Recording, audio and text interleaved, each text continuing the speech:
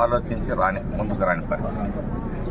ఈ రాష్ట్ర ఆర్థిక లోటు దయనీయమైన స్థితిలో ఉంది. 10 లక్షల కోట్ల అప్పుల్లో మునిగిపోయింది.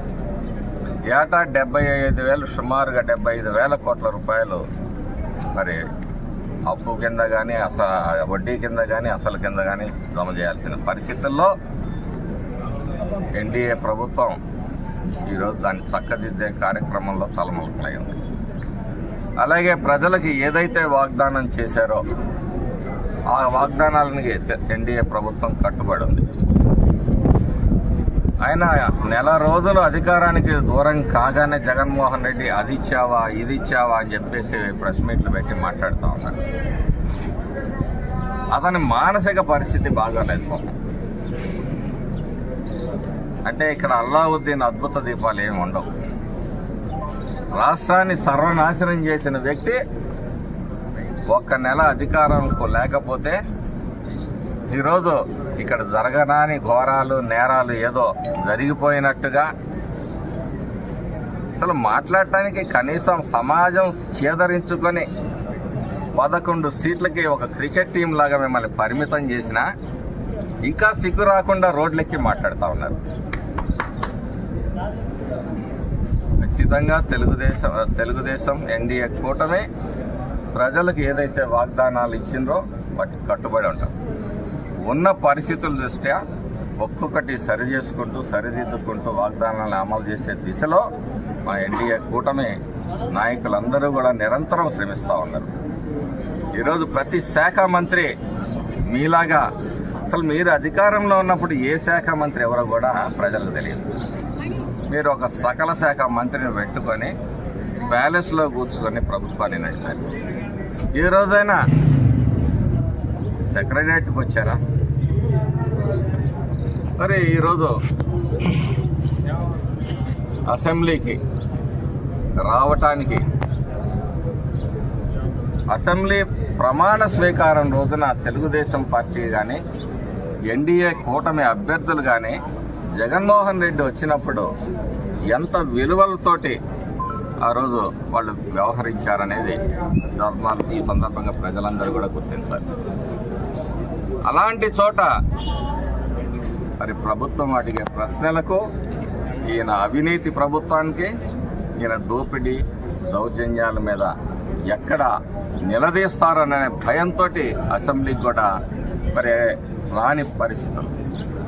ఆ రోజు మా బాబు గారు అసెంబ్లీలో అవమానపరిచినప్పుడు దీన్ని గౌరవ సభగా మారుస్తాననే మాటకి కట్టుబడి మమ్మల్ని ఎవరైనా సరే ఒక్క శాసనసభ్యుడు ఎన్డీఏల కూటమి అతను వచ్చినప్పుడు నమస్కారం చేస్తే ప్రతి నమస్కారం చేశారు. సంస్కారాన్ని చాటుకున్న వ్యక్తులు ఎన్డీఏ కూటమి అభ్యర్థులు పరిహసిస్తూ సైకో నవ్వుతూ ఏ రోజు కూడా మరి వ్యవహరించే పరిస్థితి.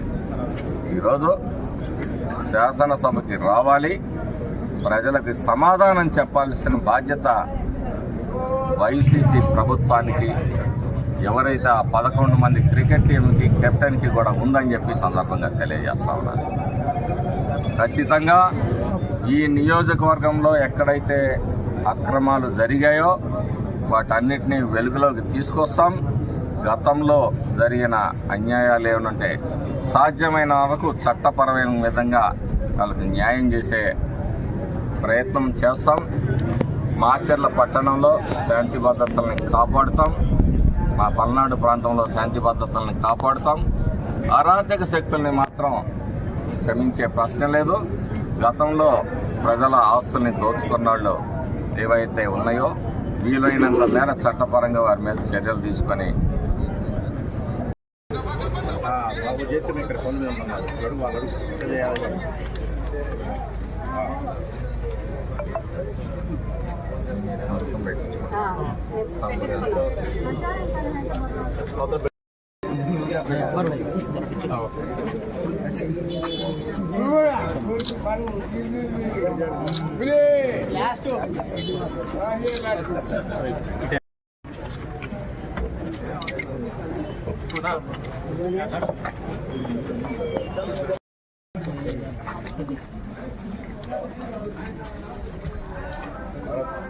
₹100-200 పెంచలేదు, ₹1000 ఇప్పించి 4000 ఇస్తుంది.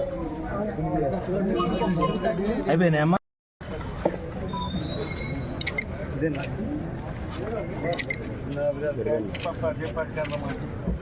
బాబాయ్ బాబాయ్ ఒకసారి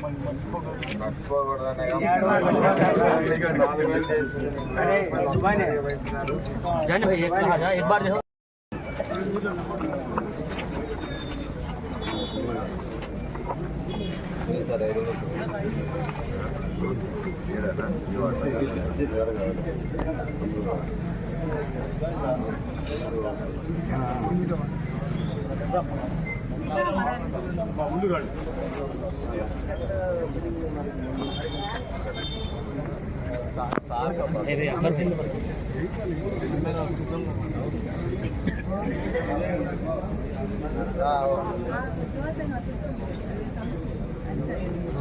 సైడ్ సైడ్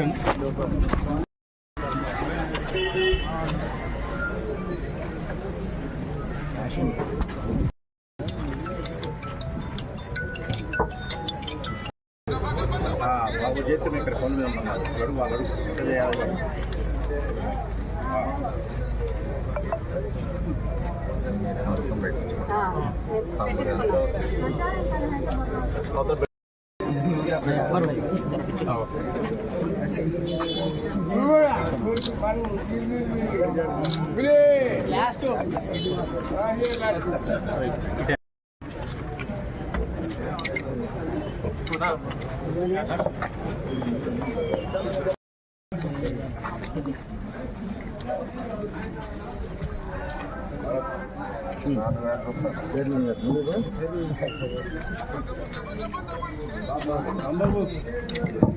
₹100-200 పెంచలేదు, ₹1000 ఇప్పించి 4000 ఇస్తుంది.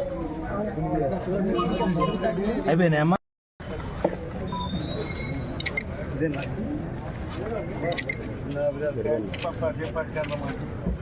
బాబాయ్ బాబాయ్ ఒకసారి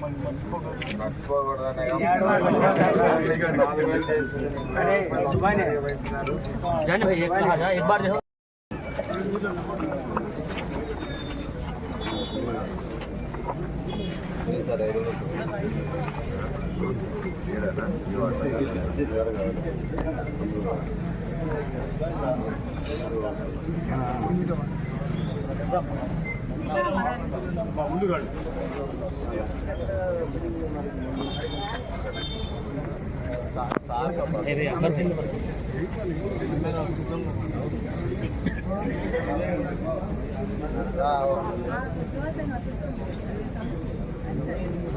సైడ్ సైడ్